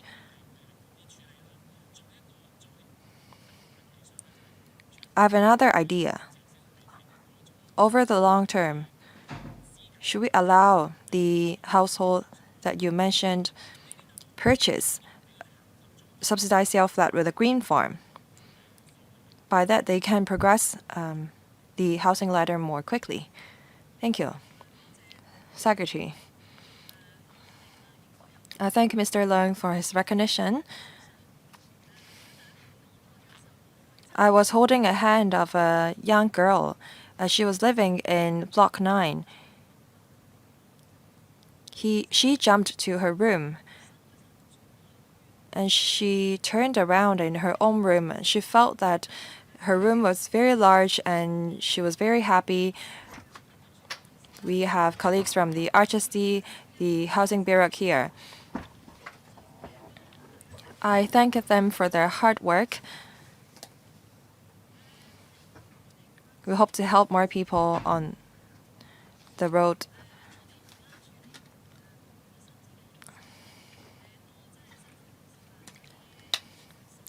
Our colleagues have been working very hard. We have received over 21,000 applications. We have a quota and point system. Despite the computer system that we have, our colleagues have to look into each and every application in detail.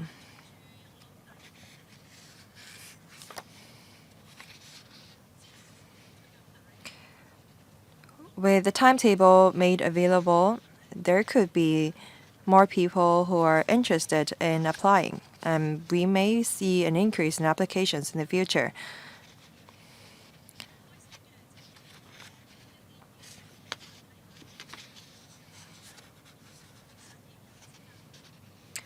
Households living in LPH may become eligible for a subsidized sale flat. You ask if we should be flexible in terms of asset and income assessment. After living in the LPH for 3 years, they may have exceeded the income and asset threshold. We have to look into that. Ms. Doreen Kong, thank you. I have a few short questions. First, I'm not worried about the completion of the projects.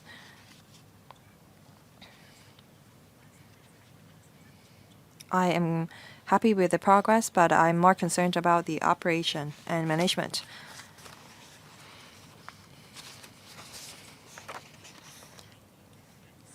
Will there be an increase in the management fees in the future? Do we have a standard rate of management fees for each unit? Now, regarding big data, we're going to have, say, tens of thousands of grassroots residents moving in. How will the Secretary make use of the big data collected to help this group of people improve their lives in the future?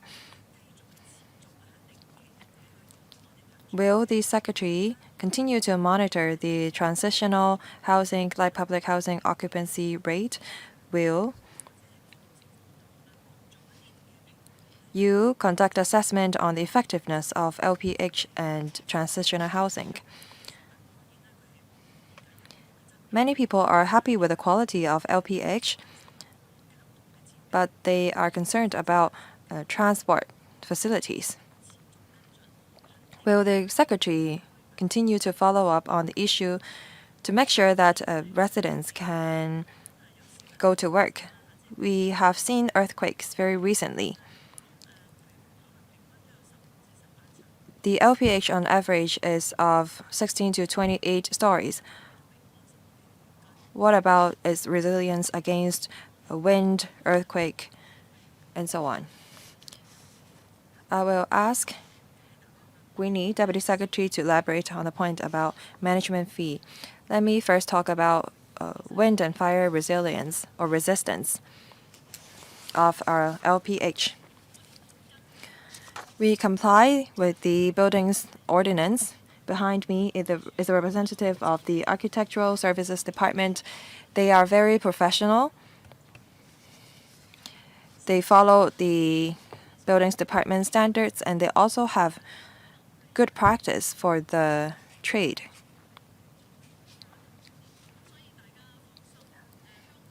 And such practice has been updated from time to time. We have experienced rainstorms. They have not posed any danger to our foundation of the building. And the LPH is some over 10 meters deep in the ground in terms of their foundation. So we have much confidence in our architects and engineers. Now, in terms of transport, take Yaopok Road as an example. We thank the Transport Department and the bus companies and franchise minibus companies. They saw that there were 2,100 residents moving in. The green minibus companies think that is a viable business to arrange for a route there, and they promise that they are going to offer service once every 15 minutes. Ms. Kong asked if we will assess the effectiveness of the projects with the big data that we've collected. We are thinking of engaging universities to conduct some study for us as to how we can allow grassroots residents move upward by living in the transitional housing and LPH.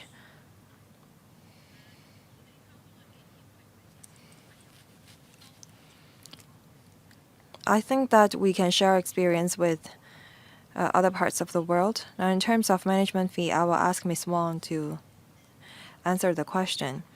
Ms. Kong asked about management fee in 2022 when we submitted the proposal. Our estimates is based on that of the transitional housing because the mode of operation is very similar.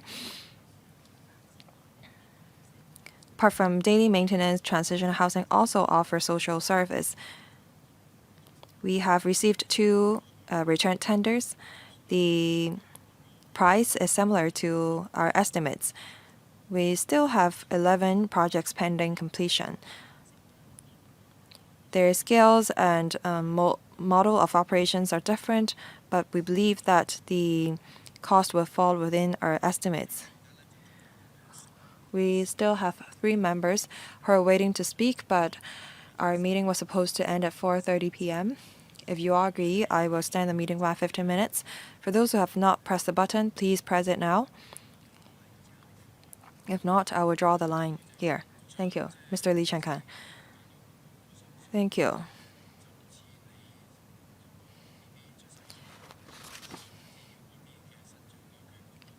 I think that the public housing is like a baby of yours.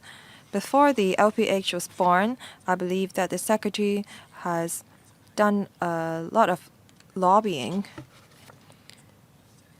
to let people know how the LPH will benefit them.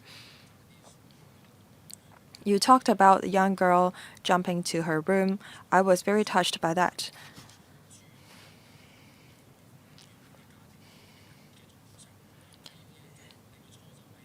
It is important for a family to be able to live in a up-to-standard flat.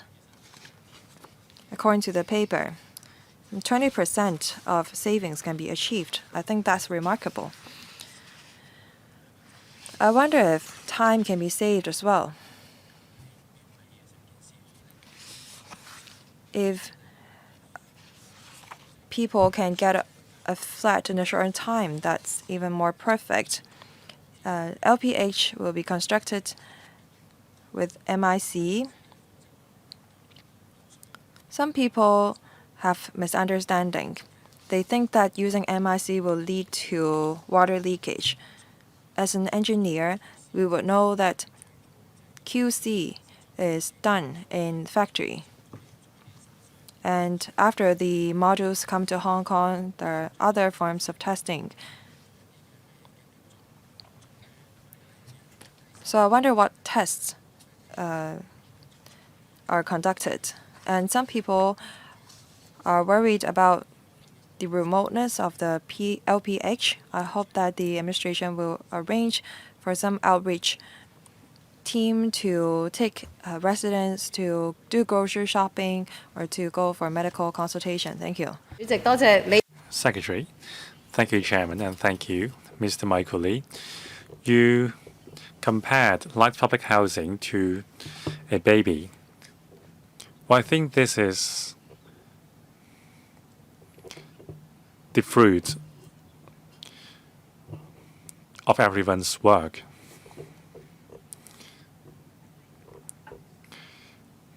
So after we have laid before members the justifications for light public housing, we have received tremendous support from the Legislative Council for the project. So that's why our baby grew healthily. Now, I also thank the Architectural Services Department for their work.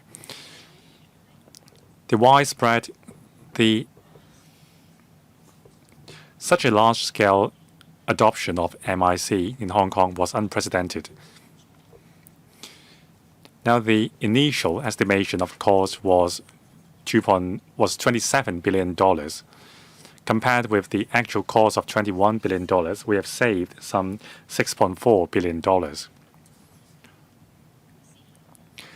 The RHSD has kept refining the design, and with the drop in steel cost,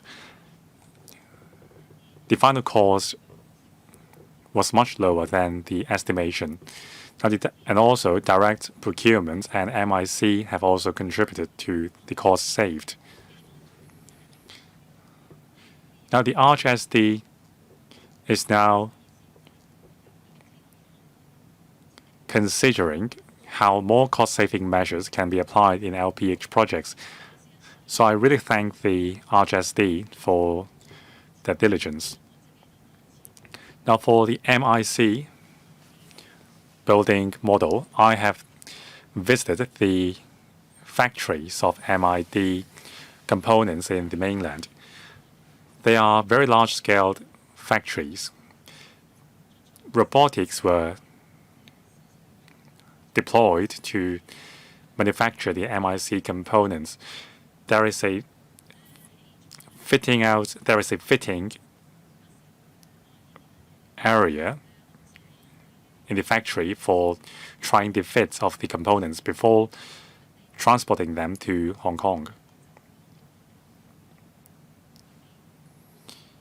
Now, during the construction process, there are some fitting issues for corridors and the rooftop. So now experience have been gained. Now, the rooftop components of the building would be fitted first in the process to avoid damaging the underneath components. Now, for the Yau Pok Road projects, the RHSD has applied the improved workflow and achieved great success. Now, MIC compared with on-site traditional construction model, it comes with a much lower fault ratio, and that explains the shortening of timetable. Now, for the operators, many operators have approached us for mobile services. For example, a bank has told us that they are going to establish mobile banking services in the Pok Moi and Yau Pok Road project. Same for mobile library, vans, and so on. There will be a lot of mobile services for the residents. Mr. Tony Jie. Thank you, Chairman. Now, when the idea of transitional housing was proposed by the government, I asked the question why the government didn't do it itself. So naturally, I support the LPH project. I also thank the Secretary for her efforts and her leadership.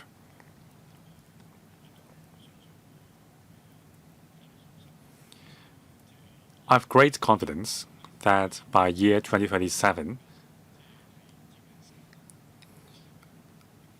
some 30,000 LPH units will be delivered to improve the living conditions of those residing in substandard environment. Now, according to the paper, there is a marking scheme for the LPH regime. That is great. It provides a scientific approach to prioritize the allocation of resources. Now, what about transitional housing? Transitional housing and LPH are complementary of each other. So do they adopt the same priority and the same marking scheme in allocating the resources? both housing projects are temporary measures for bridging the gap in public housing supply.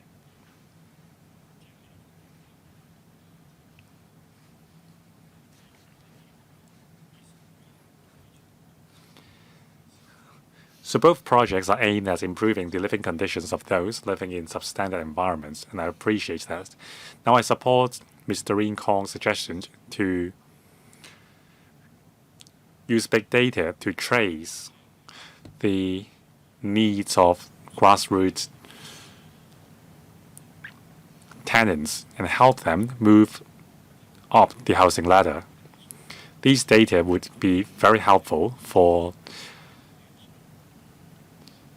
formulating policies to provide targeted help to those in need. Secretary, I thank Mr. Tony Jie for his views.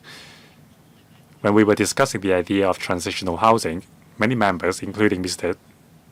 Jie, asked whether the government can lead these projects itself. Now the government is now managing the contracts itself. Now for transitional housing, the scale is usually 400 to 600 units per project. Now each LPH project provides 4,000 to 600 units. So with the government's involvement, the scale has become much larger. Now there will be 9,000 units available this year, and next year there will be 20,000 units.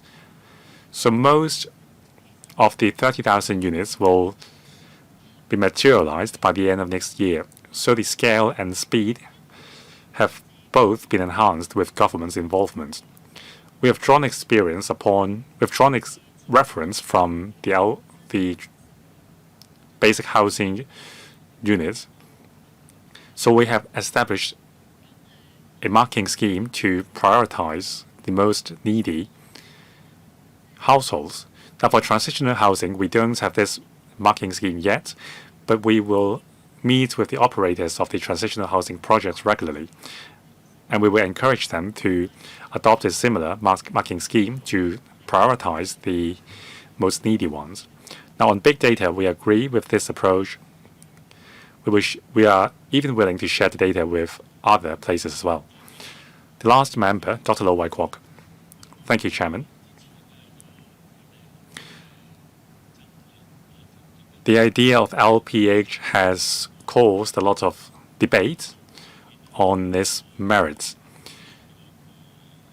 Now, after funding approval was given, we're now seeing the population intake for phase 1.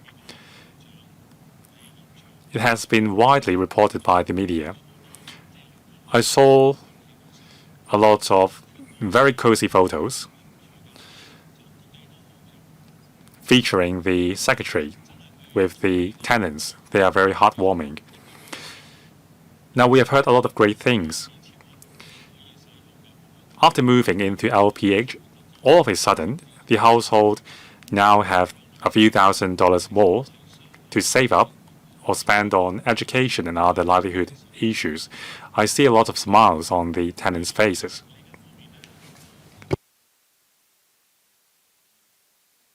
Now for the Yau Pok Road project in Yuen Long, I can see that you have done well in improving the transport arrangements. There are a lot of positive feedback. Now after moving in terms of employment, education, and other aspects, we need to be careful. I hope that the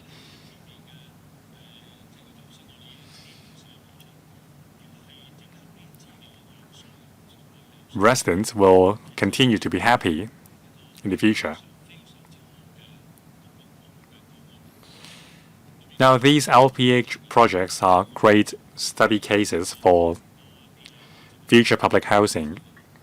They provide valuable data for similar projects in other cities. So these are my points, basically.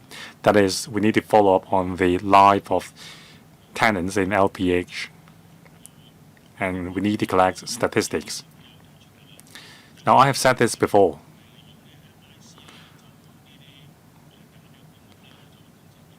As a representative from the engineering sector, I have a lot of faith in the adoption of MIC in building projects. Coronavirus, the epidemic, greatly sped up the adoption of MIC. We used MIC to build the isolation center and also high-rise buildings. So I don't think there would be any issue with the technology. Now, the cost is lower than traditional building methods, but it is not cheap either. So can we extend the lifespan of LPH? I did ask the question before, and I don't think the Secretary is in a position to answer me today, but I hope there will be more studies to convince us that these resources are used to the full. Secretary. Thank you, Chairman, and thank you, Dr. Low. Concerning following up on the life of residents in LPH. Now, according to our operational agreement or operation contract, social welfare organizations are also brought in. Now, for example, the Yaopok Road project.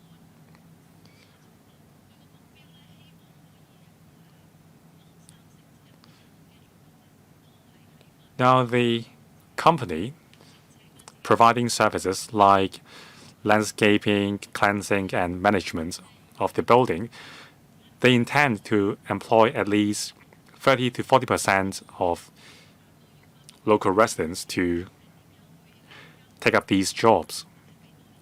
So for residents who need to work across districts, our NGOs will also provide information on transport saving and so on. Now for MIC, the components are reusable. Now when long-term development proposal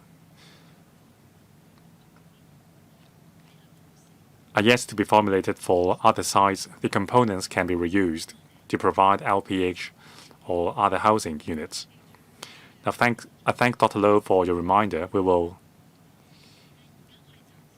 keep monitoring the feasibility of extending the use of LPH. Now for half of the projects, the long-term development proposal will not be put on the table in 5 years' time. So we have an opportunity to lengthen the use of these LPH. Thank you. All members have spoken. We all support the projects. Thank you, Secretary, for your attendance today. Item 6, any other business, any proposal? There being none, meeting is adjourned. Thank you.